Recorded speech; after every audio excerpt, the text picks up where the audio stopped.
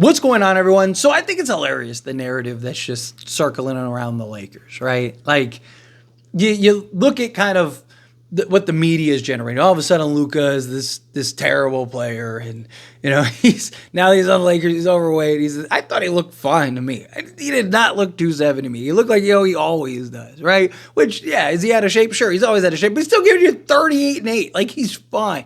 No one's worried about it. But I love the narrative. Right? Anthony Davis with street clothes. Charles Barkley's calling him street clothes and all this stuff. Now Dallas is the best team in the NBA. Right? Like, Charles Barkley's like gone off the rails recently about the Lakers. But you just hear this running narrative. Luka might not re-sign. Luka, don't be shocked if Luka leaves. Like, he's not leaving. Right? Like, again, you don't think the Lakers worked that out? You don't think the Lakers had those conversations, had those talks before they made the move? Right? Like, I understand Luka didn't know and wasn't aware of it. You don't think that they've sat down since then and been like, so, are you sticking around? Right? Like, what's the plan? Right? We just traded for you. We want you here, all that stuff. He's not going to leave LeBron. I mean, the guy's kid in a candy store. He had his moments where, no, obviously, it's understandable, right? He was in shell shock. He was like, dude, I can't believe this, right? Like, I thought I was going to retire Mav, and now look, right? So, again, he got through that, and now look, he's happy, he's giggling, he's living his best life. He's got his best friend, Dorian Finney-Smith, on the roster. He's got his idol in LeBron James on the roster. He's not leaving. He's signing a contract. Lakers are about to go try to win this NBA championship this year. We're in great shape. People are sleeping on it. It's hilarious, right? It's funny because LeBron James is literally the best player Luka has ever played with and likely will ever play with.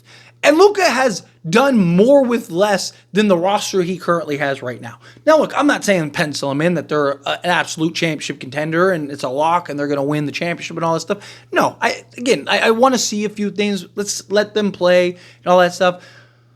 But I also think it's funny. It's like, oh, LeBron, master plan. LeBron James is going to go to Dallas. He's going to team up with Anthony Davis and Kyrie Irving.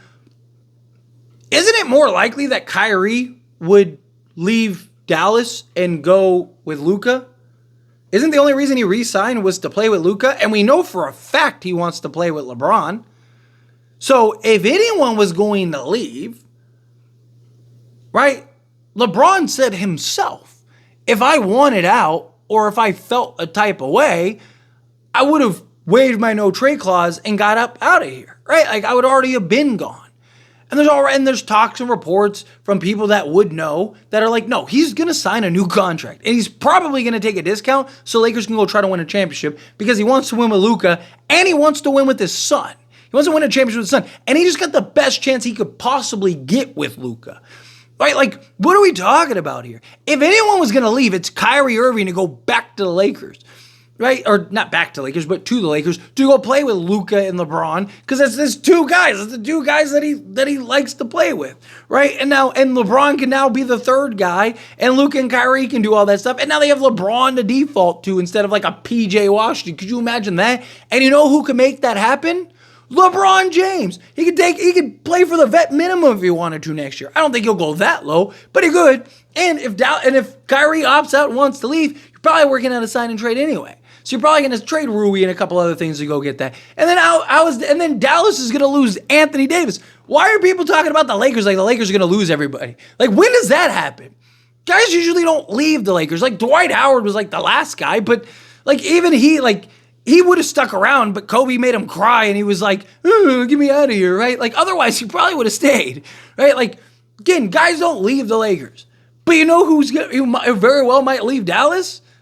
Anthony Davis and Kyrie Irving, right? Like, and it's just, but no one wants to talk about that. No one wants to have that conversation, right? It's all about the Lakers because that's the clicks, right? That's what generates the conversation. Get people like myself that take the bait and are like, right? Like, that's how it goes. So, but it is. I do think it's funny, like, with all these narratives. And what I think is going to be even funnier is just watch how the narrative continues to shift to like, oh, it's unfair. LeBron and Luka are teammates. And, like Dallas made this big mistake. It's all Dallas's fault. The NBA is rigged and blah, blah, blah.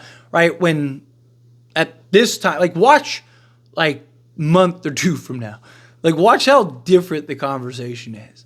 oh, Lakers are only a contender because, Dallas made a stupid decision and, it's not fair. How much help does LeBron need? And blah, blah, blah. When right now they're like, oh, they're not going to win anything, right? This was a future move. This wasn't right now. Oh, this was a signal to LeBron, right? That, hey, we're not doing what you want anymore. This is the future. It's not about you. All the moves we make are about Luka. Everything we do is about Luka, right? Like the narrative right now is that, that basically F LeBron, Luka's fat and washed up, and Lakers are going to still be trash. But as soon as those two get on the court together, and people realize, not only did we trade for a motivated Luka, but we traded for a 28-year-old LeBron because he's rejuvenated. He feels all hype. I mean, look at him play. Man, these last two games, he is a kid at a candy store. This guy is as hyped as somebody could possibly be. This guy is out of his mind right now. And every time he looks at Luka and he's like, you see this? This is what we're going to do. This is what we're going to do. This is what we're going to do. Like the dude is on cloud nine. And people are like, oh, the dude is just running through the league. He literally single-handedly, not single-handedly, Gabe Vincent was good and so was Jared Vanderbilt. But he basically played 3-on-12 and beat the Warriors, right? And dropped 42, 17, and 8. And people are like, oh, yeah, Lakers are going to be trash. Stop.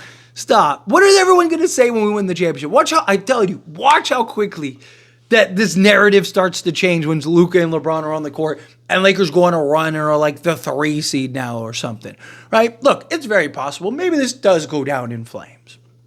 Right? And if that happens, we'll talk about it. We'll address it. We'll have those conversations. But I also think it's much more likely that this is going to go very well. And we're going to get to the playoffs.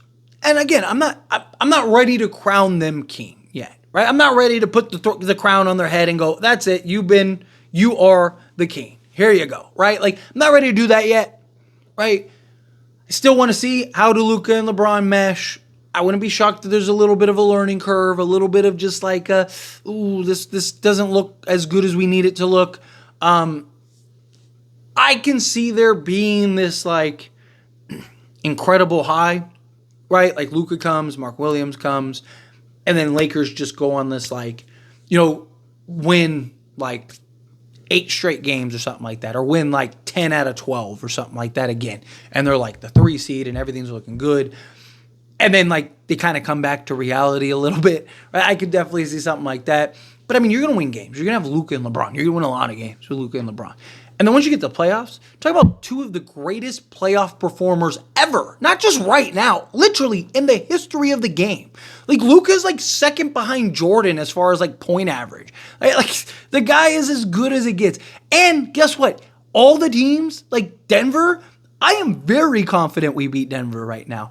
And it's very possible we play them in the first round again. And with Anthony Davis, I'm I don't think we beat Denver, right? But with Luka, I'm Luka loves to smack Denver. Oh, and he loves to smack the Clippers. And he absolutely owns OKC. And he absolutely owns the Celtics, right? I know people are like, oh, but he lost to them in the final. It's because Kyrie, didn't show up and the team was terrible, right? It wasn't Luka's fault. Luka was on, one leg dragging that team to the finals and still was a monster in that finals. And just, again, it's a 5-man game. But, you just, look at all that. It's just, you're going to have to beat them, right? I'm not saying that they're just going to run through the rest of the league and they're going to win a championship. No one would be shocked. And here's the thing. If the Lakers win the championship, right, it is going, for us, it's going to be very sweet. And I'm going to talk a lot of mess. You best believe. I'm going to be up here just I'm going to be making videos where I'm just for 10 minutes. I'm going to go buy a replica trophy and I'm just going to hold my replica trophy.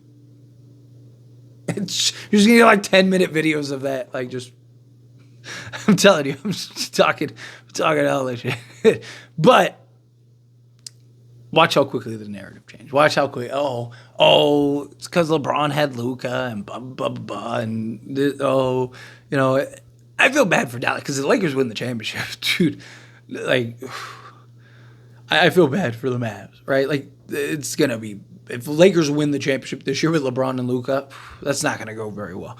But again, watch how the narrative changes. Watch how all like the conversations right now, they're all negative. Oh, LeBron's going to leave. Luka's going to leave. They're not going anywhere. They're not, right? Never say never. Nothing. I say it all the time. Anything can happen. Nothing's 100%. But I would be genuinely shocked if either of them left. It is much more likely that Kyrie comes to the Lakers than LeBron leaves to Dallas, right? Like, again, this is where his family wants to be. He's had like 5 opportunities to leave the Lakers, and it would have been justified, and everyone would have been like, we get it. Like, and he still never left. So, like, what are we talking about here?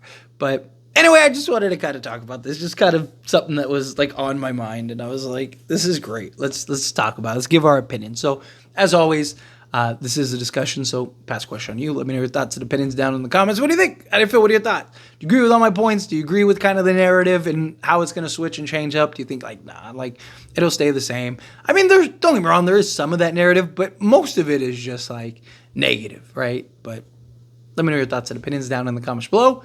That being said, if you haven't liked this video, hit that like button. Helps me a lot. It's me enjoy these types of videos, and I truly appreciate it. Not subscribe channel, hit that subscribe button. Turn on the bell notifications. Appreciate y'all. See you in the next one. Thank you.